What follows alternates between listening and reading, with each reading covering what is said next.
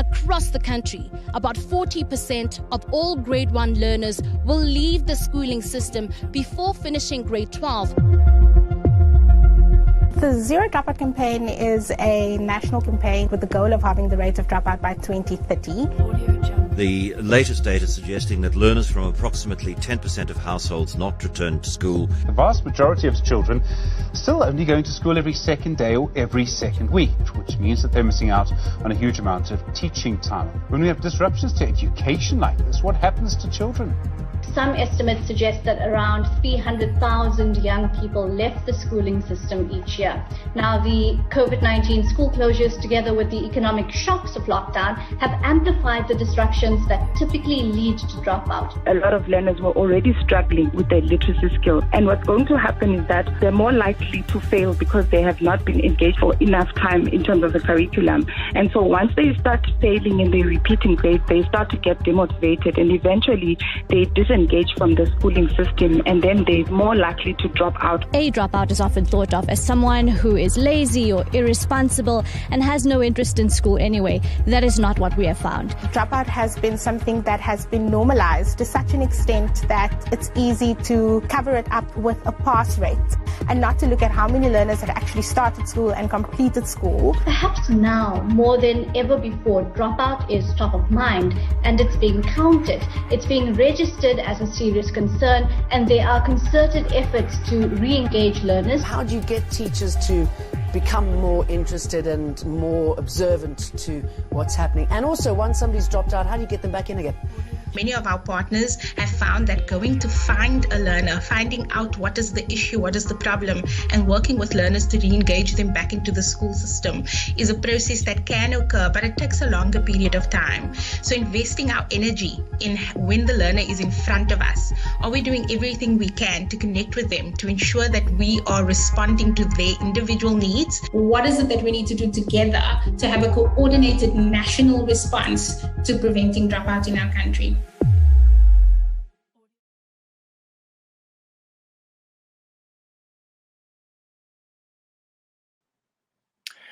A very good day to everyone and welcome to this very important moment, of course, where we launch the Zero Dropout Action Summit. The summit is all about supporting schools to halve the rate of dropout by 2030. My name is Africa Melane and I'll be your host for this morning. This Action Summit and the Toolkits are brought to you by the Zero Dropout campaign, which is an advocacy group with 2 dedicated programs of action and a national network of not-for-profit organizations who are implementing partners working in the various schools. But first, we'd love to learn more about you. Let us know where you're joining us from. So please type your name of your organization or school, and don't forget the town where you're joining us from in the chat box on the platform. We'd love for you to engage as fully as possible over the next 90 minutes or so. Why are we here today? Our hope is that the summit is a launch pad for change. Over the next 90 minutes, we'll be sharing a recommended plan of best practice and dropout prevention toolkits for all schools. While this might sound overwhelming for some of you working in challenging environments, don't you worry. We've broken it down to simple, immediate, medium-term, and long-term action steps, which we'll be sharing with you in your Action Summit pack. If you haven't already downloaded one of our toolkits, you can do so now by downloading it from the chat box or by going to the Action Summit page, which is on zerodropout.co.za. It's as simple as that, either clicking the link on the chat box now, and it will take you to the tool, or go to zerodropout.co.za and you'll get the tools there. I'm sure that you're aware that before the pandemic, school dropout was a hidden crisis, barely featuring on the national agenda. The topic would arise as a peripheral issue in the public discourse during the announcement of the annual matric pass rate, but dropout is a fringe topic no more. In July of this year, researchers revealed that an additional 500,000 learners left school during the pandemic, taking dropout to a 20-year high. Children in quintile 1 to 3 schools are estimated to have lost almost a year of learning, dealing a significant setback, sadly, to early grade reading. So severe is the impact, in fact, that researchers estimate that it could take up to a decade to undo. We know that if you hear these issues of concern are close to your heart, the time has come to tackle dropout with a plan based on best practices and models that work. We don't want more talk, we just want action. And by the end of this Action Summit, we want you to leave here with a clear, short, medium, and long-term actions to prevent learner dropout in your school. If at all you are inspired by what you hear here this morning and afternoon or learned today, please feel free to share on social media using the hashtag Zero Dropout Action Summit, as well as hashtag Change Starts Now. And you can tag us, of course, on any social media platform using the handle @0xdropout. Feel free to screen grab shots of the summit on your phone or PC, share them with these hashtags on social media. And of course, if you hear one of the incredible and inspiring speakers we've got planned for you today saying something memorable, you're also welcome to quote them in that post. Now, it's time to hear from someone who is committed to making the large number of learners who disappear from the school system each year visible by advocating for a proactive response to reducing the rate of school dropout. In her role of Program Director of the Zero Dropout campaign, Merle Mansfield is responsible for bringing the campaign's vision to life. It's lovely to have you here, Merle. Good morning. Good morning, Africa, and good morning to everyone joining us this morning. I am incredibly excited that we are finally having this conversation. And I think that for me, dropout really was a personal issue, and I think it should be for everyone else. When I was attending high school on the Cape Flats in the Western Cape, I started with a group of 300 grade 8 learners in my grade 8 year. And by the time I got to matric 4 years later, we were only 56 matriculants. Now, at that time, when I was a learner in the school, that didn't really bother me. I didn't necessarily think of it as an issue. And I think because it had been such a normalized trend within our school and many high schools, and only later in life did I start questioning why that happened. You know, what could be going on within our system, within our schools, that it seems to be commonplace for us to have so few matriculants, even though we have such large numbers of learners who access the education system annually. And so that's why I'm excited today, because I really want to inspire everybody to start asking why, to start feeling uncomfortable about the learners who are disappearing from the system. And we're certainly hoping to be inspired alongside, without a doubt. There are systems, I suppose, specific challenges when it comes to the issues you've highlighted, but one has to also reflect on the broader societal issues which can contribute to dropout. Yeah, absolutely. I mean, in no way is dropout a simple issue. I think it's extremely complex. I think international research states that there are as many as 40 different factors that could influence dropout. I think importantly, it's for us to understand that there is a period or a process of disengagement that happens before a learner eventually drops out of school. And so there are factors that happen, you know, that push and pull learners from school that we can intervene against before it turns into eventual dropout. And so I think at the societal level, that's the really important thing to understand. And then at a school level, I think that, you know, even though this seems like an intractable problem, we've now uncovered from our research and the work on the ground that interventions don't have to be complex. And that, in fact, school communities can work together to come up with interventions that are contextually suitable for, you know, where they are. And that what we're trying to do with this toolkit today is really to surface some of those lessons and inspire others to start trying within their spaces where they are, and to try and take some actions to prevent disengagement from reaching the heightened stage where learners are dropping out of school. Well, Mel, thank you very much indeed for that. We'll be getting into more detail about some of the ways that school communities can work together to come up with simple interventions in this Action Summit. I'm looking at the chat function right now, and I can see many schools and organizations who are represented here today. It's great to see so many educators, academics, organizations, and just genuinely people who care about education ready to take on an active role in reducing the amount of dropout that we report on a regular basis. Now, we'd like to introduce you to a few educators as well as students who shared what it feels like to be part of a school and a community with high rates of dropout.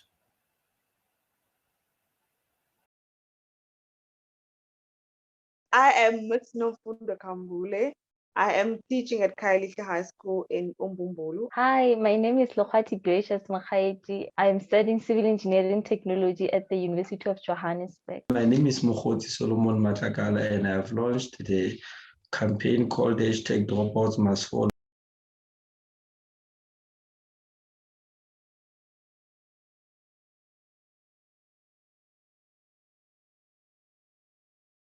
We have so many problems in our country. The best key is education. It's a crisis, and I think it affects communities very negatively. We believe that education, we can use it to transform the society. Once they've dropped out, they are exposed to so many things out of the school world.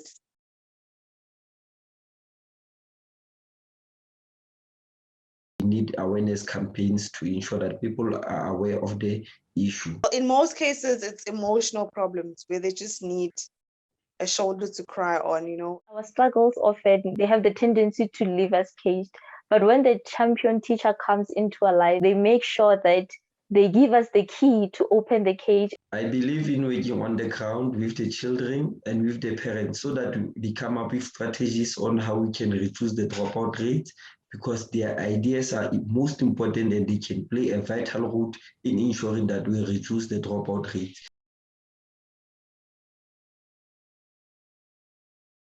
I started struggling to read for meaning when I was doing grade 4. And the teacher then, she gave me new books, said to me that every day after school I must come to her. Then she began to teach me, studying everything from scratch. She made me fall in love with the idea of going to school every day.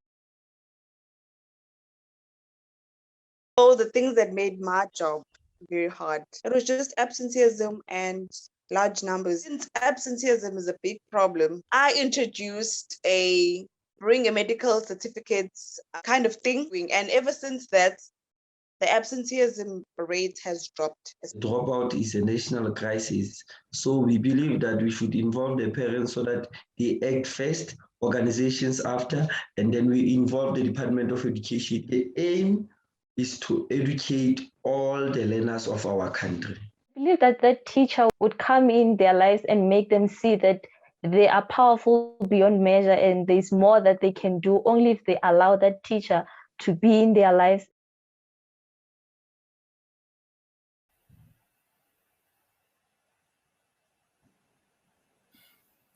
I think for me, there were two massive takeaways from that video, which I imagine resonated with you as well. Firstly, this is all our responsibility. I think collectively we have a role to play, whether we are educators ourselves or not, in making sure that we reduce, preferably to zero, the number of our kids who are dropping out in the system.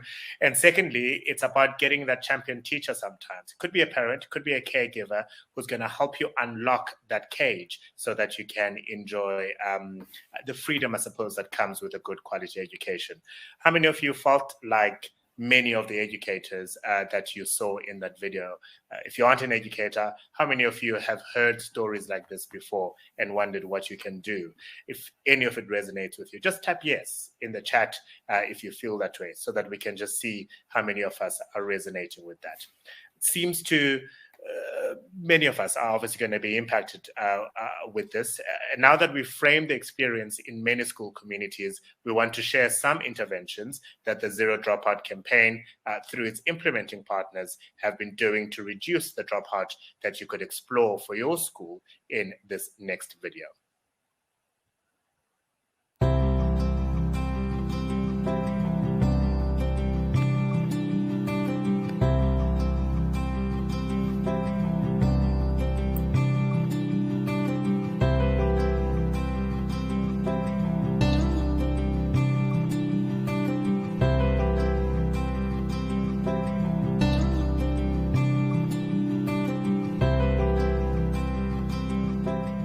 Early warning system is a tool that can be used to prevent dropout.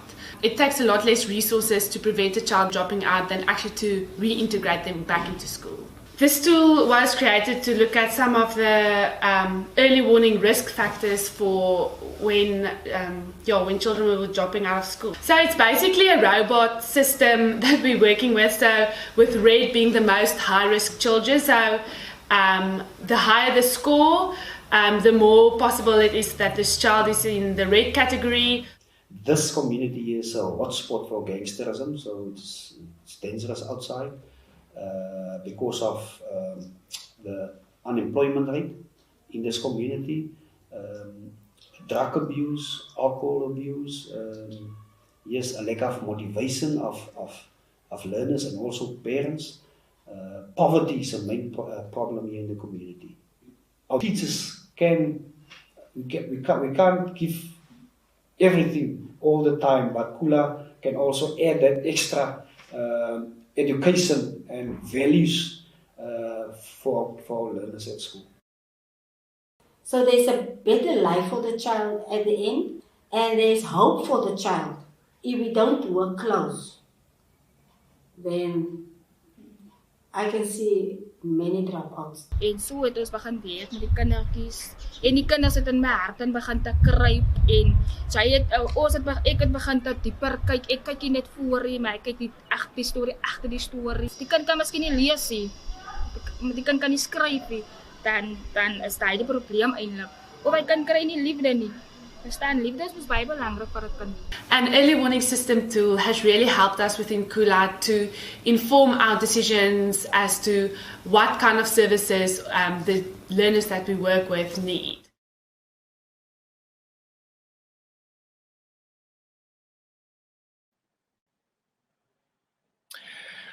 Liefde is baie belangrik, is it nie? As one of the teachers are saying, we often forget the role and function that we play as educators goes beyond just delivering the curriculum, but often providing the care and nurturing that perhaps could be absent in that child's life otherwise. Some great ideas in that video. But Merle, I wonder if we could take a step back and start perhaps by talking about what it takes to prevent dropout, considering that this is a complex problem. Sure, Africa. I always feel so inspired when I see videos like this where that was in fact a parent who is a volunteer that was talking about, how they're supporting the school.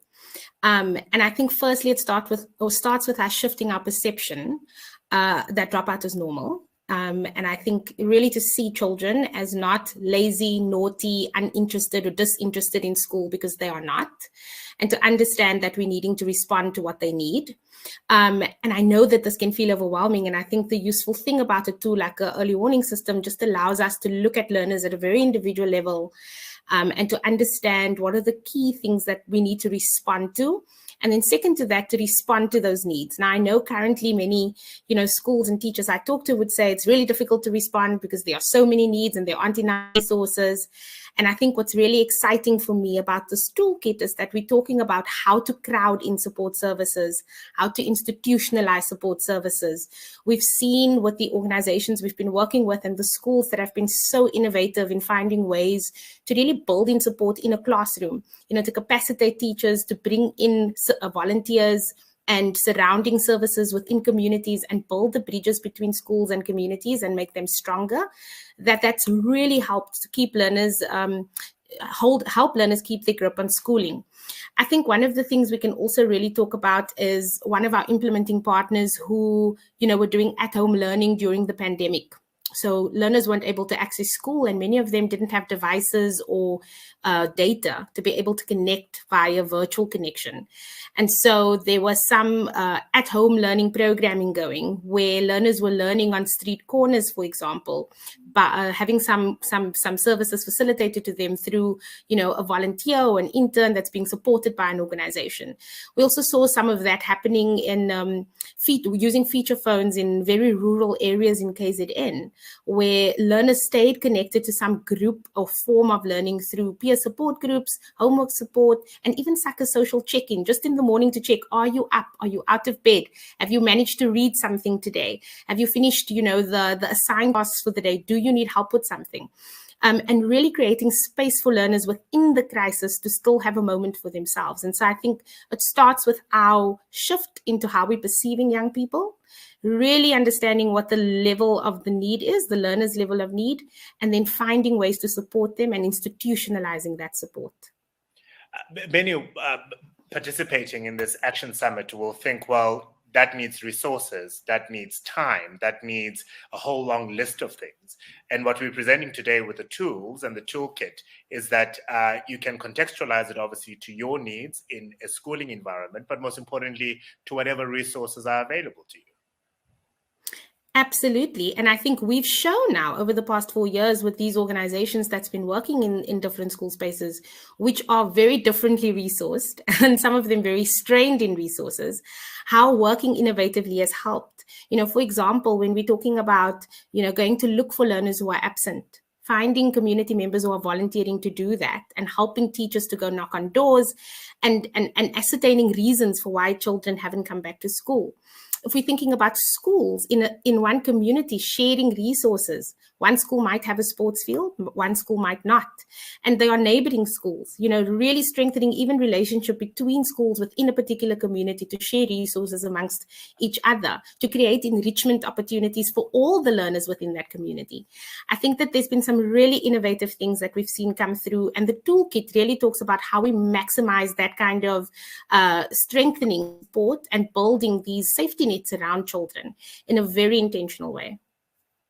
A little later, of course, we'll go into the details around the action steps, right? We've got immediate, medium, and long-term actions that you can take and implement almost tomorrow that will go a long way towards ensuring that we achieve the goals of the Zero Dropout campaign.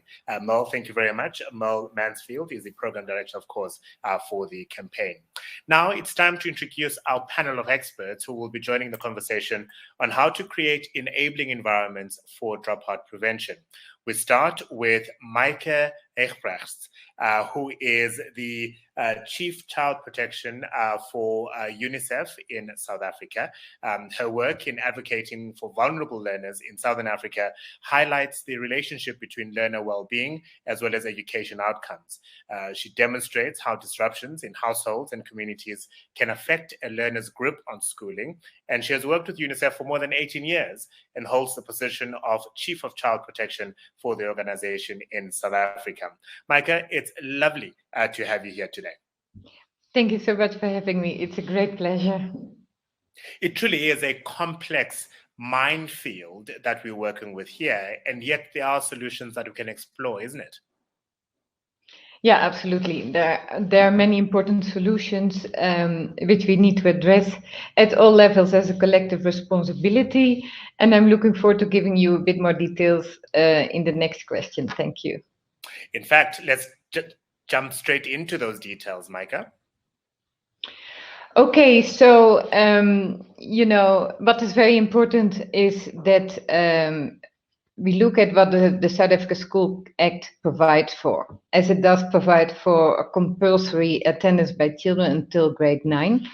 And that is normally the age of 15. And the Act says that if the child who is supposed to be in school is not at school, it's a criminal offense to cause for children not to be at the school. So daily attendance is administered by the schools on the EMIS system.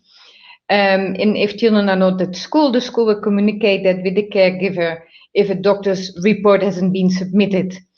So whilst legislation on compulsory education and implementation monitoring of that remains a challenge, and that is a big gap. So we're all needing to support DBE with the information management system that they hold in the education that tracks the attendance and performance and other admin data of children in the education system. And the majority of countries have similar education attendance and information management systems. UNICEF supported DSD as well with the development of a real-time monitoring tracking tool.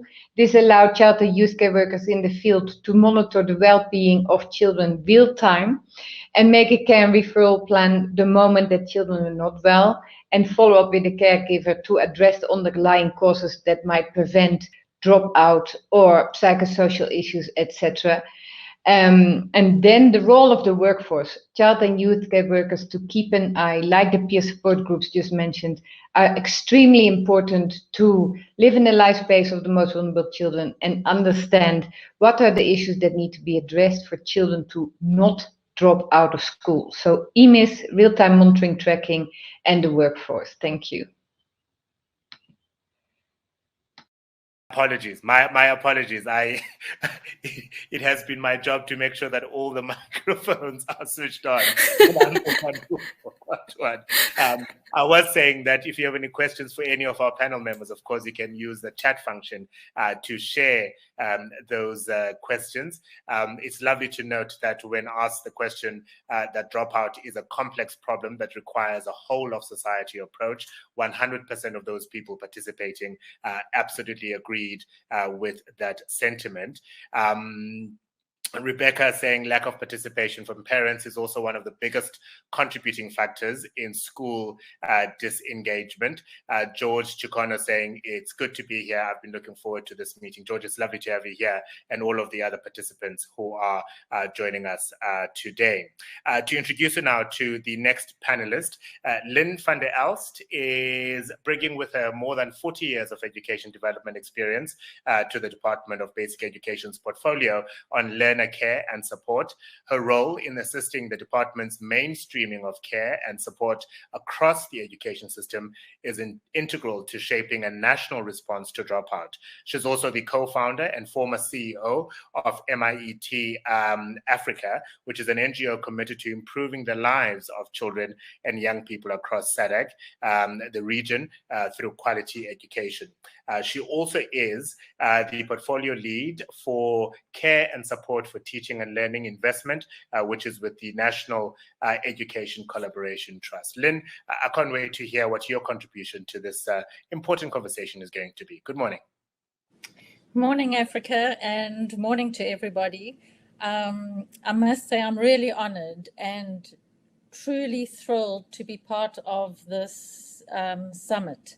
It's just, I mean, it always has been important, but it's absolutely critically important that we come together, and summits like this give us, and when I say us, I'm talking about the practitioners in the schools, the parents, the caregivers, civil society organizations, governments, funding partners, UN agencies, all coming together to address this really, really critical problem. It truly is. Lynn, what are some of the low-hanging fruit, shall we call it, that we can put in place, in your opinion, tomorrow in order to address this issue? This working tool is going to be one of those low-hanging fruits, I imagine. Absolutely, and that's why I'm so excited to be part of this. In fact, you know, I've been engaging with Merle because we're involved in working across the SADC region in the area of care and support for teaching and learning. And there is a SADC policy framework on care and support for teaching and learning that all 16 member states have committed to implementing. And South Africa, as one of the member states, is mandated to mainstream care and support across the education system.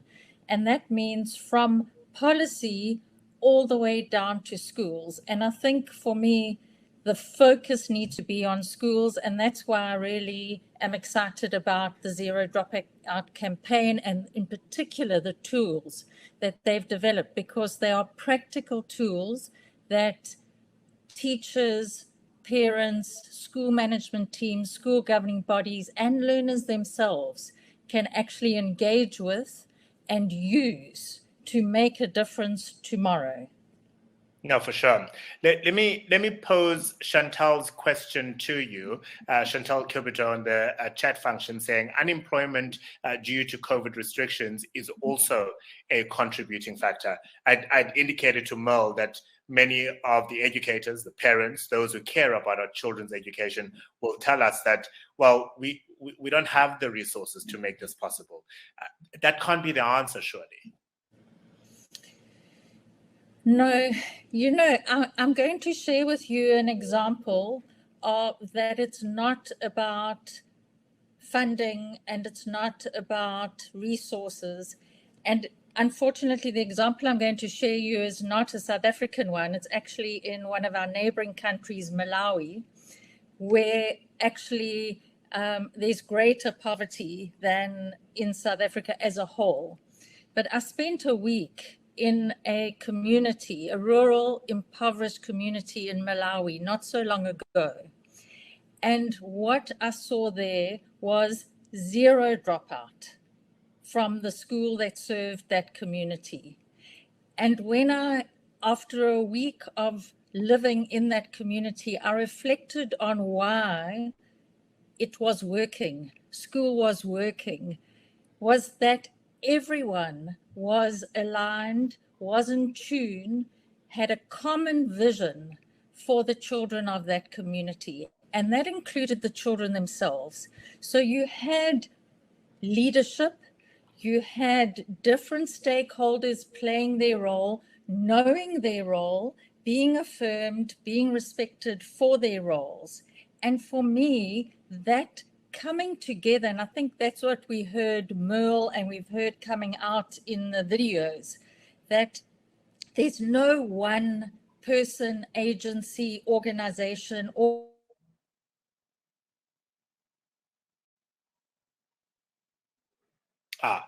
Lynn, unfortunately being kicked out by the system, but we'll hear a little bit more about the example in Malawi that she was sharing at the minute that she is able to rejoin again.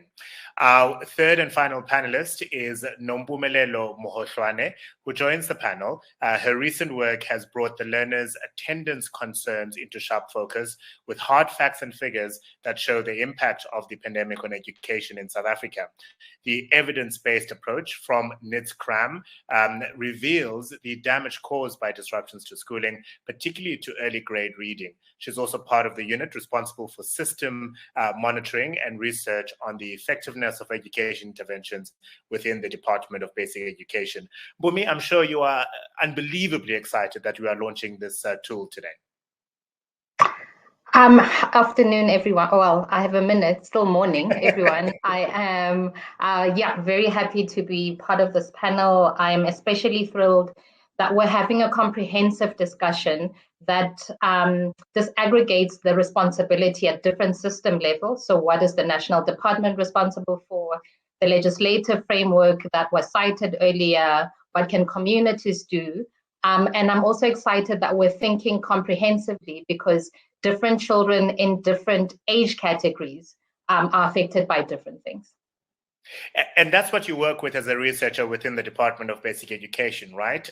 Literally detailed stats and data that will enable you and your colleagues to hopefully design interventions localized to realize the best result.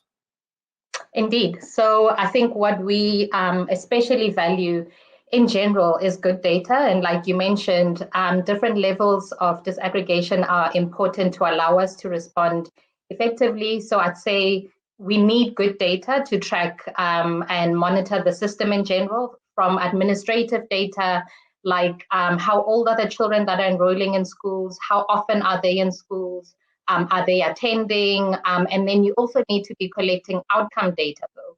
So how well are these children performing in terms of what they're learning? Currently in the South African system, we still only have an externally administered exam at the end of schooling. And I think the current conversation about doing similar things in previous grades is going to really help us. So we're not waiting until the end of schooling to know really across the country in a comparative way how well children are performing. Because as we said at the beginning of this live stream, we often talk about dropout at the end of the 12th year of schooling, right? Where often politicians will calculate the number of learners that went into grade 1 12 years before and say this is the true matric pass rate. And it's often a very, very low number, which is worrying and concerning given the amount of investment we continue to pour into education on a yearly basis. Absolutely. And I think you've hit the nail on the head. I'd say prior to the pandemic, we do still see the highest level of dropout happening at the end of compulsory schooling. So this is at 15 on grade 9, and that adds a different complexity, right? So in terms of what was said earlier, the legal mandate to force children and parents to come to school is over at that stage. But if we unpack that and think about it, even for those children, what I would say we often see leading to dropouts, even if it's delayed until 15 or the end of compulsory schooling, is weak foundations. So from a schooling sector perspective, I think others, Mil and others in the videos have spoken about some of the pull factors that are happening in societies. But I think we are increasingly realizing that it's often because children haven't mastered the basic skills. They are now getting to grade 10, gearing up for matric, and they are now being assessed in ways that they are unable to cope. So even if they would desire to stay in the schooling system, they're effectively not learning well enough to continue. No, for sure. Micah, let me bring you back into the conversation here. You've had experience working with early warning systems for child protection and child well-being. Could you share some examples of how this has worked in South Africa and, I suppose, compare that to how it's worked globally? Definitely. Thank you so much, Africa. So what UNICEF does, we are working in 198 countries around the world in close partnership with governments, as well as with civil society, academic institutions, and with, caregivers themselves. But in South Africa, we have been working with DBE to strengthen the education information management system, which really administers the data and administration of children as per the regular attendance, but also their performance rates. So what we are doing is provide technical assistance and also look for regional examples how to better analyze these data in order to understand what are the trends that lead to either low performance or to drop out, and to work with DBE to support them in the tracking of these attendance rates. Also, we have introduced a real-time monitoring tracking tool, especially after COVID and the recent social unrest, that really looks at well-being of children at all times in their households by child and youth care workers, following up on the well-being of these children and making a care and referral plan. This is being used in South Africa and also around the continent, which came originally from the overseas crisis, to really understand how orphans and vulnerable children are faring and follow up on their well-being all the time. So it is important that in addition to the peer support groups, to look at the role of a child and youth care worker also as a monitoring system, with some warm bodies on the ground who are in the life space of the most vulnerable children, in order to early identify signals of distress and work with the caregivers to really create a nurturing care environment. Thank you. I couldn't agree more. Lynn, you've worked to develop some protocols for schools to improve school culture and help schools reach greater preparedness. What do these look like, and how are schools implementing them? So thanks, Africa, and my apologies for having been dropped off earlier. I did mention the SADC policy framework on care and support for teaching and learning that provides guidelines for ministries of education to integrate care and support across the system. In the case of South Africa, the DBE has done really well at mainstreaming across policies, budgets, structures, but of course the challenge with everything is in the implementation. And whilst we see examples of really excellent caring and supporting schools across the country, we want to see that in every school. That's our vision in South Africa. And so I wonder if we could show the slide that has the CSTL handbook. Okay, maybe just stay on this slide for a second. This is the 2 pillars that care and support for teaching and learning are based on, and they're really important.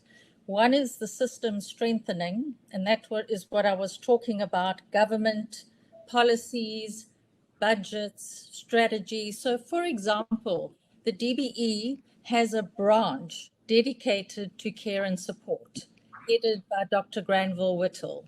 Within that branch are many directorates responsible for nutrition, psychosocial support, infrastructure, water and sanitation, etc., etc. And then down at district and school level, We have structures such as the district-based support team, which schools and teachers and school principals will know about. And then in schools, we have mandated support structures called school-based support teams. And that's the one pillar. The other pillar is critical, and that's why I'm excited about the summit, because it's about bringing partners together. The DBE nor schools can do this on their own. Care and support cuts across many sectors, government and civil society, our UN agencies, our funding partners, all need to come together and coordinate and towards a common prioritized vision for South Africa. And school dropout is one of those priorities. If I could just quickly show the second slide, which is, that's it. So South Africa has developed its own national model for CSTL, which is based on the priority and needs of South Africa. But what they've also developed, the DBE, is a CSTL handbook. And I've just wanted to show the kind of information that's provided in that handbook for each of the priority areas. So for example, under psychosocial support pillar, you would have a description of psychosocial support, what the legal and policy mandate is for it. You'd have the national minimum requirements for a school in terms of providing psychosocial support. You'd have the responsibilities of the school community as a whole. You have who are the key external support partners, and then what is expected in terms of monitoring and reporting. But as I was saying, you know, it's all very well to have these things, but if schools and teachers are not supported to use these tools, then we don't achieve what we want to achieve. And I think the summit goes a long way towards highlighting what is available, that low-hanging fruit, and then how do we all rally around schools, those of us that are working with schools, supporting schools, to actually use these tools. Thank you very much for that, Lynn. Micah, you touched on this or alluded to it a little bit earlier, but could you frame a bit more UNICEF's approach to learner-level data monitoring to prevent dropout?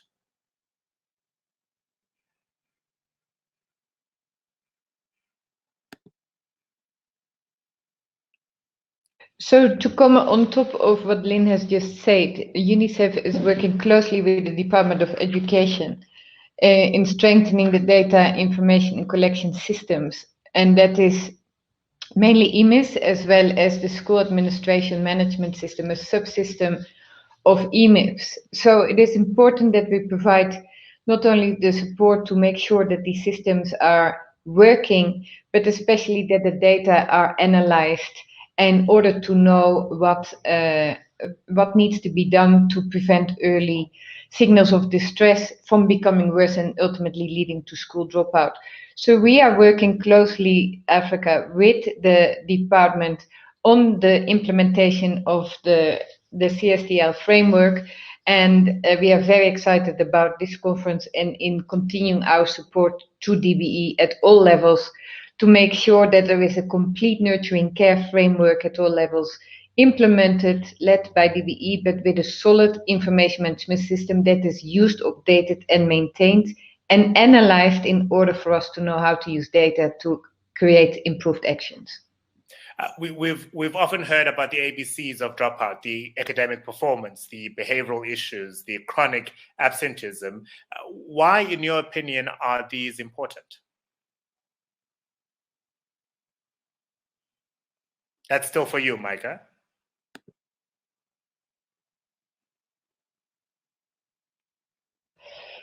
So these are extremely important because all of those indicators, they pertain to issues that are, for example, behavioral issues. This is where your socioeconomic issues come to the fore. What we have seen is, as a result of COVID and pandemic, we have had widening poverty. We have issues of school closure leading to children not having school meals, with having higher unemployment levels and a lack of caregivers being able to sustain their livelihoods. We are seeing high level of safety problems in the schools, but also in the homes, and children experiencing violence, abuse, but also crime, teenage pregnancy, substance abuse, etc. So your behavior issue is extremely important for us to understand what are the underlying causes we need to address in order to prevent dropout, and work with the caregivers, with the parents directly and in the schools. And for chronic absenteeism, as was mentioned before in one of the films, is an extremely important indicator, because if the child is not at school for long, it's very unlikely that the child will return. So all these three core indicators are extremely important, especially also for academic performance. If a child doesn't perform well, he or she will not be very likely to think that the school is the right system for her to proceed in life and feel not confident to continue with their learning. So all these three indicators are extremely important. Thank you. No doubt. Thank you very much, Micah. Lynn, you will agree with a lot of that, won't you? Of course, for sure.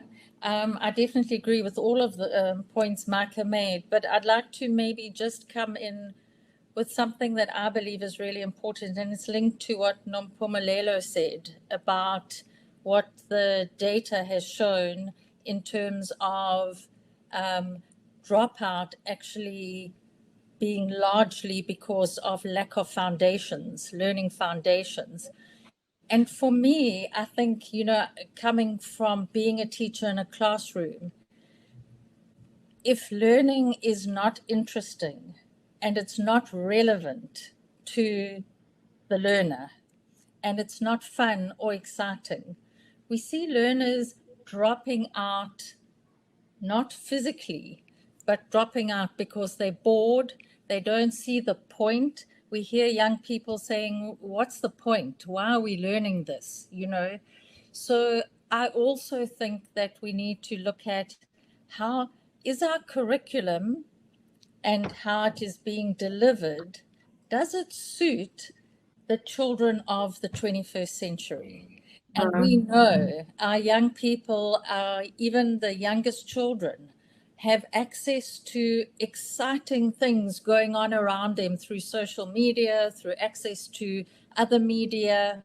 And I think if we don't make the learning in the classroom exciting and interesting and relevant, we lose our learners. And I think that is a real risk of dropout. Mm-hmm. Indeed, we couldn't agree more with that, Lynn. Merle, let me bring you back into the conversation here. We've heard a lot of examples and best practice suggestions. What about what we're not tracking in South Africa and what the schools can do now about it? Thanks, Africa. I think I'm just really excited to hear everybody's contributions. And for me, really, it's speaking to moving away from a really compliance focus, so are you in school every day, to a relationship focus, to understanding why are you in school every day. And so really what we're trying to do with the early warning system and with the toolkit that we've provided is to start really focusing on disengagement as a continuum of child participation. So at what level is a learner engaged, at what level is a learner participating, and how does that correspond to their risk for dropout? Similarly, how does that correspond to their risk for, repeating a grade, for example? So really using, these indicators and the risk matrix to help us to identify very quickly so that we can prevent and we can respond. So I'm really loving, where we're going with the conversation. It's talking about using the tools now to understand how we move away from compliance, or how do we integrate relationship with being compliant. Nompumelelo, you've been tracking available attendance and dropout data during the COVID-19 pandemic. There have been lots of disruptions in the academic year. So how have those played out in data both nationally and provincially? Sure. So maybe let me start by saying we were tracking using, and the study that's been cited often in some of the comments by the panelists has been the NIDS-CRAM study. It's actually a household level survey where an adult is asked questions, a bunch of questions, on their household, and it includes aspects like, has your child been attending school, as well as how do you feel about schools being opened, and are you worried about the return to school? It is a nationally representative survey, and what we found there was we estimated that about 500 learners were not attending school. This is obviously based on using our interview data and then weighting it to the population, which is what you're able to do with a nationally representative sample. We saw that this was especially worse in Free State and Eastern Cape. But I think more interestingly is we saw when schools were phased in terms of the return, so about August 2020, specific grades were open, older grades, so matric grade 7, while younger grades were phased in, so they were returning on a more staggered basis. What we saw at that stage was a wealth disparity, so inequality by wealth. And effectively, what was possible was that as a school, you could apply to your provincial department and ask to reopen your school in extra grades, more than the officially open grades. And we saw that often, as expected, considering our education system, wealthier schools have more space in their classrooms and have bigger schools and are therefore able to open more grades. We are thankful, though, that from about August, when all children were allowed to, once all the phased reopening had been completed, that inequality by wealth had disappeared. But maybe a final section on what we've seen is there has been a recent analysis of administrative data. So this is based on enrollments in actual schools, not at a household level like the NITS-CRAM survey. And this compared the term 1 2020 and term 1 2020 and term 1 2021 enrollments to measure, are we seeing similar patterns of enrollment across time? And thankfully, this is showing estimates that are much lower than what we saw in NITS-CRAM. Effectively, we're seeing that about 16,000 first-time students, learners, I guess grade R and 1, have not started school. So parents in that way are withholding and delaying the start of school. And then when we speak about the compulsory ages, so once you're 7 and 15, grade 1 to about grade 9, about 19,000 children have not returned. And so obviously these have different implications, different messaging, and possibly different issues that we're having to address. But I must say we are pleased that the non-attendance, I guess, that we saw did not convert to dropout for the majority of children. Which is really good to reflect on. I mean, 16 and 19,000 are still staggeringly high numbers, but as you say, nowhere near to the estimates that we're anticipating. What are the possible long-term implications of learning losses, of poor attendance, of dropout in the overall health of the education system? So I think Lynn had, and others I think had spoken to this as well. Firstly, when you attend poorly, this in and of itself leads to learning losses. So we sometimes think you just lose one day of learning, you can just copy from your friend's book and you're up to speed. What we're seeing, though, actually in continued disruptions is not only are you missing the content of that day, children actually tend to forget. You don't, and I think all of us, we don't all hear new information and absorb it fully, 100% the first time we hear it. Some of what we're saying in this conversation, people will remember 20% of. But if we keep having the same conversation and reinforcing and building on that, it then becomes knowledge. And so that's what absence leads to. So you're absent, that compounds, it becomes learning losses. In the early grades especially, you then do not build the required skills, so you don't learn the underlying skill that you will need in history and geography, etc., because you never learn to read. Similarly, you never get to calculus because you never learn to add. And so those gaps in skills are particularly important and they compound. And then, as we know, in South Africa, there's a very high wage premium for having completed education. Matriculants earn much more than people without matrics, and people with even further education earn much more than people with just matrics. And so it's not immaterial to not have completed your schooling in South Africa. It has real long-term economic and life consequences in terms of addressing poverty and even the extremely high unemployment rate we're seeing in the country. That's so true. Mo, what are some of the ways that schools can overcome these problems in accurate learner-level data collection?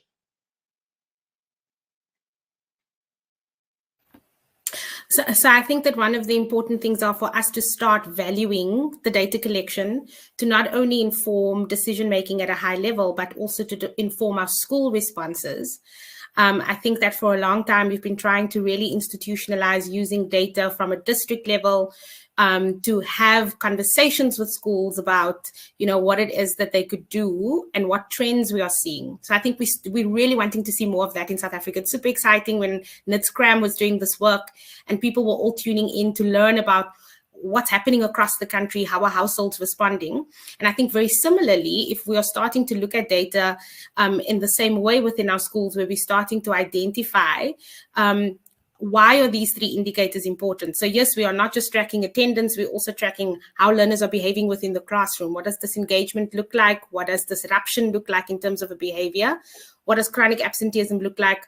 What does academic achievement look like? And how do these three things interact with each other to give us a risk matrix, for example? Really gives power to teachers, it gives power to schools, and it empowers us to be able to identify issues, to identify trends, to be able to put in place preventative measures. And when we do a lot of prevention work, we are able to, we minimize the kind of extent that we have with intervention work, which is more resource intensive, which is often less effective and takes longer times to achieve outcomes for. And so really shifting the idea that data is just for us to report back, but also for us to understand what we're doing and how we can do it better. All right. Well, if you're watching this, then you should have already received your toolkits, including the early warning system tool that Mo just mentioned. But if you haven't, please get yours on the chat function right now. We'll also include links to it, of course, in an email that you'll be receiving after the summit, which, by the way, will have the entire recording available for you to distribute to colleagues and community members who you think will benefit from this. So let's dig in a little bit more about the Zero Dropout Toolkits and how they can help. Mo, could you start by explaining how they came about? So over the past 4 years, Africa, we've been piloting some of these resources with 4 organizations, working across the country. Masipumbane Development Organization in East London. I saw some of the members in the chat earlier on. Similarly with National Association for Child and Youth Care Workers, and they predominantly use child and youth care workers within school spaces, and we tested that model for a bit. Also with the Kula Development Group out in Paarl and Community Action Partnership in Swellendam, who very interestingly tried to connect all of the schools in Swellendam community into a network approach to preventing school dropout, which has shown some really interesting results. And so working with these organizations, piloting these ideas and having schools try these innovative strategies has helped us to surface the learnings of what's important, surface what people can do, and how to do things in a particular way that helps us to get there faster. So really, these are some best practice guidance ideas that provides valuable information. Firstly, to all the different role players that participate in dropout prevention. I think that most of the Micah as well as Lynn had mentioned earlier on, that there is a need for partnership and collaboration to prevent dropout, and there are many stakeholders that need to participate in doing this. I've read some comments as well talking about parental participation and community participation being essential. And I think because this is something new within the sector and it's a new kind of intervention that we're trying to develop, finding framing and identifying your role and responsibility as part of the stakeholders within that grouping can be difficult. And so the tool provides some guidance on what that could look like. And give some ideas to school leaders on what a roadmap can be for their school. So there's some really interesting diagrams that guide you through yes and no answers around processes and protocols that your school could have in place. Similarly, for district and circuit officials, helping to offer schools the support that they need, and also identifying for schools what they can directly ask from the district in order to strengthen and institutionalize the support services within schools. and to help stakeholders like NGOs, community-based organizations, faith-based organizations, volunteers, and others in the community and around to understand how they can build partnerships with schools, but also for schools to have a guide on how they can crowd the support in. So there's some lovely demonstrations in terms of the case studies, as well as templates and tools that schools can click on to see how they can put those processes in place, how they can maximize their relationships with stakeholders, and how they can build safety nets around learners to institutionalize the support that we're talking about and implement the EWS so that they can have the system of really identifying disengagement and responding to it effectively. To explore a bit more on that safety net, Micah, I'm going to bring you back into the conversation here. Who are the main stakeholders or role players, do you think, who would be pivotal in preventing dropout? Thank you so much. So the primary responsibility for the child lies with the caregiver, with the biological parent, first of all, and then with the caregiver. So it's very important that we unpack the role and responsibility of every duty bearer around this child. One is the parent and the caregiver, and then it would be the school, the teacher, and any other partners that are working in and around the school, can be the learning support agent, the child and youth care workers, but also civil society, religious leaders, traditional leaders, all that are creating that community structure around a family, and especially vulnerable families. And then, of course, the line departments, from DBE to the Department of Social Development, but also of local government, and then your role of social service professionals. They play a pertinent role. So the moment we understand the role and responsibility of every duty bearer around creating a nurturing care framework for children, and understand the root causes that lead to the dropout, we can start addressing it. For example, poverty, unemployment, etc. We need to look at issues of social protection, job creation, livelihood generation. If it is mental health issues, if it is safety issues, all of the underlying causes that can lead to dropout, we need to unpack, compounded by the role of the different duty bearers, and empower primarily the caregivers to create that nurturing care framework and make sure that the schools operate in safety and monitor the well-being of this child at all times, and that parents and teachers communicate, have monthly meetings, especially when a child identified signals of distress. Thank you so much. Thanks for that. Merle, back to you. How does a school or an organization that wants to help position themselves in the stakeholder matrix? So there's a lovely flow chart within the toolkit that allows you to find where you are currently, so who you are. And I think what the arrows allow you to do is to answer some tough questions. Am I doing this yet? Or am I not? And I think just as we answer those questions, to also just be self-reflective of whether, when we are doing the practices that the questions are being asked around, whether that information is actually being used to facilitate responses. So are we collecting the facilitation to comply with the requirement, or is it really so that we can respond and institutionalize the kind of drive we're trying to create within the school space? And so I think part of what the toolkit allows us to do is to have a view of what others have tried, and really to have a space to see what's worked in other spaces, and to have the opportunity to get some indication of how to start in your space. And really allow schools to then take some of the previous lessons that other schools and other contexts have tried and see what they can apply within their space. And so it's self-driven, and it is really a place where you can go and evaluate how much you've done and how much you still need to do in order to get to a place, where you feel confident that you do have a process in place and your school is actively working towards solving dropout. I think also that the toolkit really works around providing strategies for how to crowd in the support. So who are key stakeholders within your community, how to do a community mapping and understand what the value is of the different stakeholders within the community that's around you, and some guidance on how to start that conversation. I think many of us have been, for such a long time, kind of been stuck in our spaces, struggling alone. that the toolkit provides us an opportunity with some strategies of how to start that conversation with others, how to draw them in, and how to strengthen that support services within our schools by crowding in these people that are around us.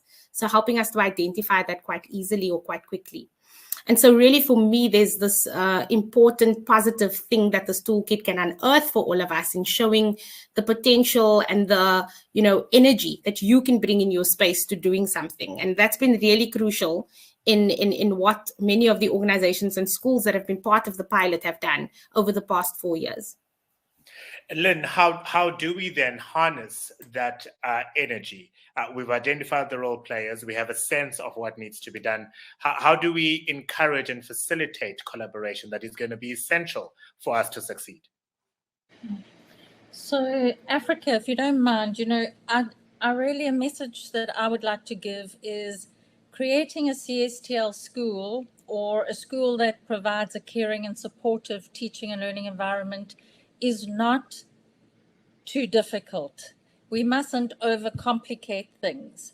And I wanted to just share an example, and the reason why I want to share it is to show how a school can actually make a major difference to a vulnerable child with just some very simple inputs, but where there's been, I talk about the 4 C's, consultation around a common purpose, communication amongst all the players, connecting between each other, between players outside the school, within the school, and collaborating. But I would like to just give an example of going back to 2001, the height of the AIDS pandemic.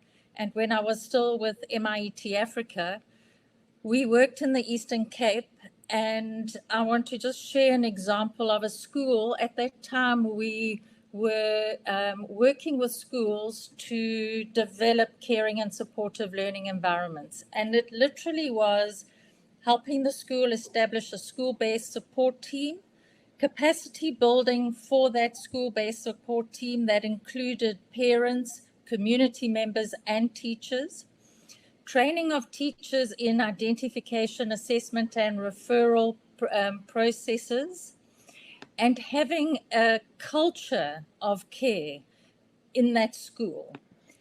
And I sat down with a teacher in that school, and she told me about a 9-year-old in her class who had been bright, achieved academically, and had suddenly become low performing, withdrawn. His mother had died from AIDS, and initially she thought he was grieving. And she spent some time with him trying to support him. But as the weeks went on, it got worse and worse. His behavior, he couldn't sit still. He kept walking around. He didn't want to sit down. So she went to her school-based support team, and she asked the community members on that team to investigate. So they went to the child's home, and to cut a long story short, what they found was that the mother had died, and this child was now an orphan, and a foster parent had taken on the child. But this foster parent was using the child support grant for alcohol and was actually abusing this child. So when this little boy cried because he was hungry, she was cutting him with a razor blade on his genitals and would say to him, "Go and cry on your mother's grave." Now, they brought that back. They were able to bring South African Police Services in. They were able to bring the Department of Social Development in. And that child was removed from that incredibly cruel environment. That fueled my passion for this work, because I thought there was one child, because of a school who had been capacitated, had a support team, had teachers who knew how to identify, had a support network of parents, community members. And that is what CSTL is about. It's not rocket science. It's really about the heart. It's about an ethics of care. It's about connecting, collaborating towards the best interests of the child. That is truly a heartwarming story, Lynn, and thank you very much for sharing it, because it really just it helps us put a face, if you like, to the work that we do. I imagine if I asked every participant who's on this live stream now to share a story, they'd probably have similarly heartrending stories to share. And let's celebrate the fact that we are all committed to making sure that a child who experienced that kind of life will not be dropping out of education, and they will continue to flourish in the future. Let me, in a moment, I'll ask Mel, by the way, to just share with us what the immediate steps that you can take going away from this Action Summit. We only need another few minutes of yours, but let me note that Nompumelelo Mohoshwane is in fact employed by the Department of Basic Education. A number of the participants have been asking where the Department of Basic Education is. She's a researcher at the Department of Basic Education, and of course she works with NIDS-CRAM, which is a survey. They've done 4 books, I think, so far of their research that they've shared generally. So very much situated there. But Mo, many people will go, how are we going to basically take these tools we are leaving them with today and implement them tomorrow? What are the action steps that they need to take? Thanks, Africa. I think really just to kind of put it into perspective, I think there's 3 ways to look at this. I think there's some immediate things we can do that's really going to help us to respond to what Nompumelelo was talking about earlier, which is many children who have had sporadic attendance, who haven't really come back to school, who perhaps are uncertain about whether they should be returning to school. And so immediately it should be reintegration. That should be where we're focusing. And our toolkit does explain how to do reintegration. It also gives some ideas of how we can maximize reintegration with the kind of networking and support networks that we've been speaking about. And so what that looks like is really rapid track and trace. It's really finding out if this learner's not here, where are they? And so to find and help people to help us find where learners are and understand why they haven't come back. And then once they are back, to really help learners get reorientated to attending school. You know, I think that for nearly 2 years, we've had disruptions to school attendance, on and off school attendance, and it's going to take us some time to get learners into the normality of attending school and finding new ways of attending school. I actually just recently heard that there were 2 schools in a community in Cape Town that did grade assemblies this week. You know, just because the weather's been better, so they could do some outside assemblies and get every grade in at a time, with every parent's grade at a time, to explain how the rotational timetable is working, because there's still some confusion about that. So even for the learners who are attending school, there's still some confusion. And then I think the last thing is to help learners feel contained about, you know, the academic losses that we've been talking about. There's a lot of stress and anxiety around it. In the 4th term in this country, it's assessment season in our schools, and learners are preparing for assessments, teachers are preparing for assessments, and there's a lot of anxiety about what we've managed to cover this year in terms of curriculum and what we've managed to do. And similarly, we've seen a lot of psychosocial impacts because of the pandemic. And so I think if we can do those 3 things and maximize our response to those 3 things immediately, we might see a better kind of uptake of schooling and return to school next year. So starting the communication around rapid track and trace, where are our kids, getting people reorientated to the classroom and getting them back into the classroom, and really putting in place some containment measures, both for academics, but as well as psychosocial support.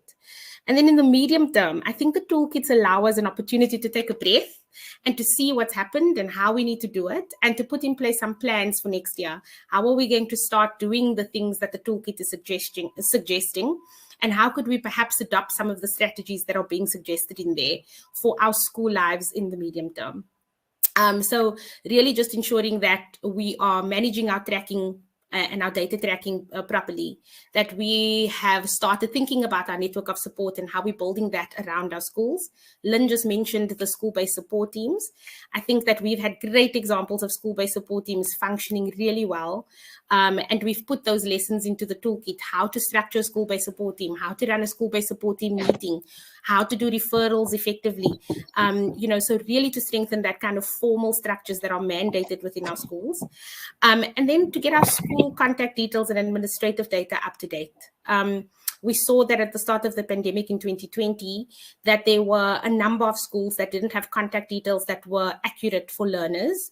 And so really to prevent any kind of further disruption to schooling, we want to make sure that all administrative data, contact details for parents, for children, there's been a lot of migration because of the pandemic, making sure that those kind of details are up to date so that we have them at the tip of our fingers.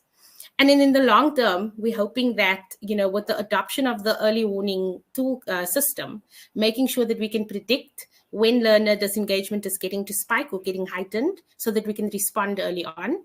And that we're doing this tracking very intentionally so that we can keep track of trends in our schools and really look at disengagement on the continuum. One of the participants commented in the chat that we're starting to look at the system as the problem and not the child as the problem. And so I think if we can start doing that shift from today and really tracking what that disengagement is, we have a better chance in the long term to prevent many of the learners from dropping out of the school space permanently. It's actually very encouraging to read that in the poll that we shared with you a few moments ago, asking whether dropout should be a key measurable or key performance area for those in the sector. 100% of you said yes, and I couldn't agree more. Let me take this opportunity to thank all of my panel members. It has been such a helpful dialogue. There's some important takeaways which I hope you'll be able to take back to your schooling community. And most importantly, as Mo literally a few moments ago spelled out, put in place those actions, both in the immediate term, in the medium term, as well as in the long term.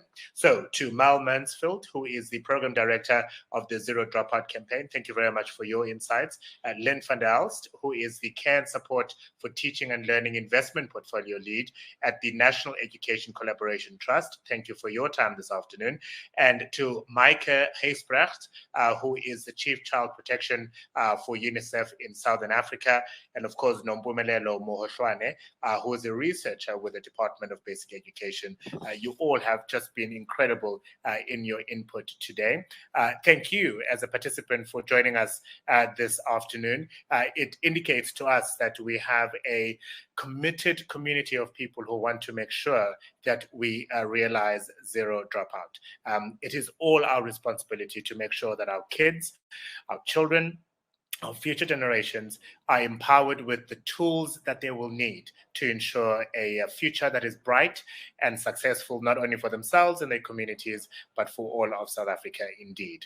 We have once again dropped the link for the toolkit that you will take away. I'm hoping you will not only click on it and obviously navigate it as we have unpacked it for you this afternoon, but share it with anyone else in your school community or your broader community who you feel needs to get information about this and to implement it. It is all our collective responsibility. Thank you very much, everyone, for joining us. Have yourself a wonderful Tuesday.